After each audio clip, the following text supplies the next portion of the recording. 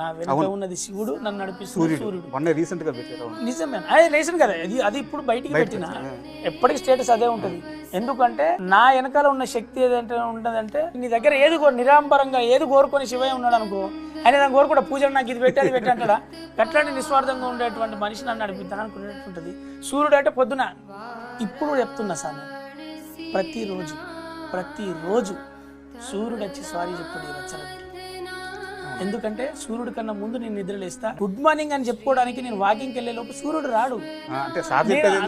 సూర్యుడి కంటే ముందు ఆయన లేట్ అయ్యాడని సారీ చెప్తాడు. సారీ అరే రవి నీకే కుదిర మేఘాలు అడ్డం వచ్చినారా అంటాడు. నీకు మళ్ళీ చెప్తున్నా, సూర్యుడు వచ్చి సారీ చెప్తాడంటే అర్థం ఏంటంటే నాతో నచ్చి మాట్లాడతాడని కాదు. సూర్యుడి కన్నా ముందు నేను భూమి మీద నేను నడుస్తా, బ్రహ్మముహూర్తంలో లేస్తా, నడుస్తా. కాబట్టి నాకు కాలం చాలా పెద్దది, పొద్దు ఇంకా పెద్దది, పనులు చాలా చేసుకోవచ్చు. కాబట్టి నాకు డేలో అన్ని పనులు అవుతుంటాయి.